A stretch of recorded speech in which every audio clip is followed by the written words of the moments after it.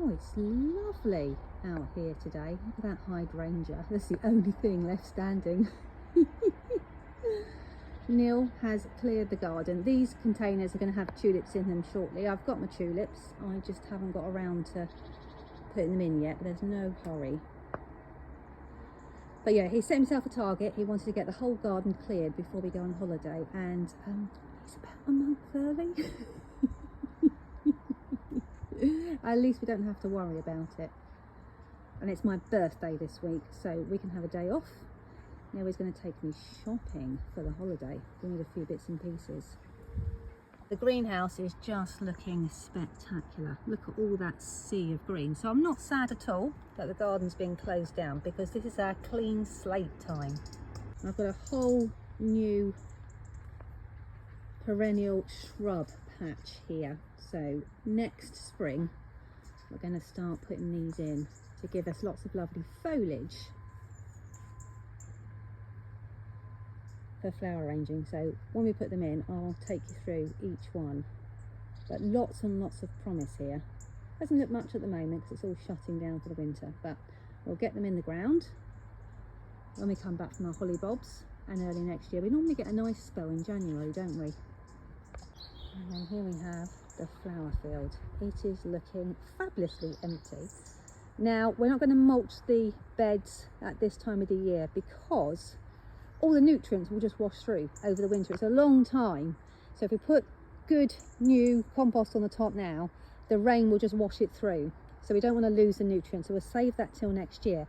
Also, when the weather gets to the soil, you can see, look how good our soil is. So what happens in the winter is the water in the cell particles will freeze, and then it expands and breaks up all your soil. So last year, with that really cold weather, our soil at the beginning of the season was like talcum powder. It's still really good. So it's a good idea to let the weather, all the freezing, get to the soil, especially if you've got clay. It will naturally start to break apart the clay particles. It will make a beautiful friable soil ready for planting next year. And then we can put some mulch on top to suppress the weeds. Got a few weeds here, but Neil's done a pretty good job. There's not many. And just quickly hoe those off. Just keep hoeing them off so they don't grow into anything big. The sweet pea house has had a clean. So again, we'll improve the soil before planting next year. But otherwise, like I said, it's a clean slate. So the beds are all ready for next year. We just have to top them up with some nutrients and some lovely compost, and then plant everything that's in the greenhouse for another spectacular flower season next year. I absolutely can't wait. Oh, and just in case you're wondering what these lids are for, these are the dahlias that we are overwintering in the ground. You can see that they've all been cut down nicely, and the video of us actually doing this a few days ago is available now on my website. We've got lots of foxgloves this year as well.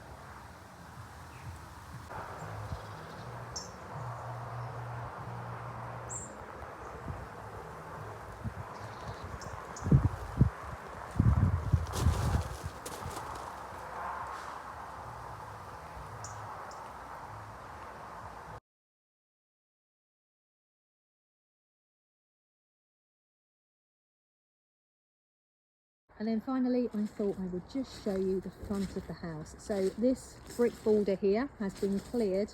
Apart from anything self-seeded, like the foxgloves and the forget-me-nots, we will leave those because why wouldn't we?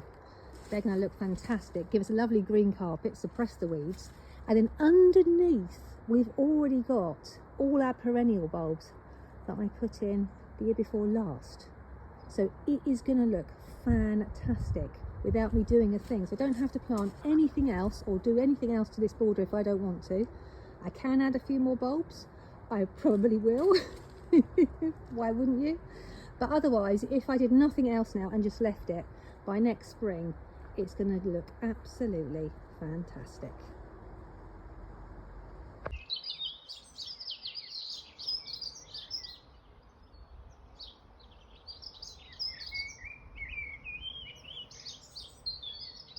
So this is the front garden bed where I pinched all the bulbs from the big bed in the paddock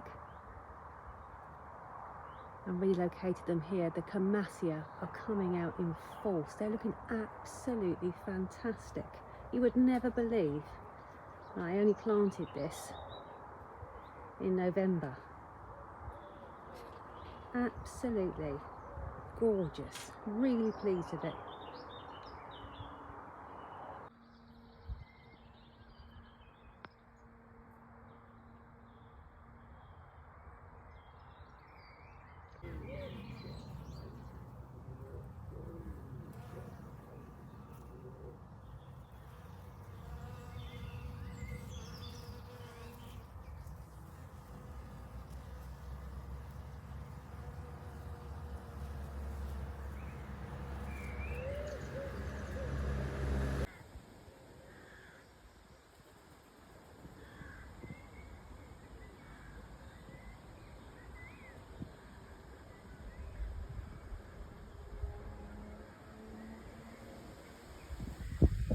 These are my favourite coming through now. These are the blue and white.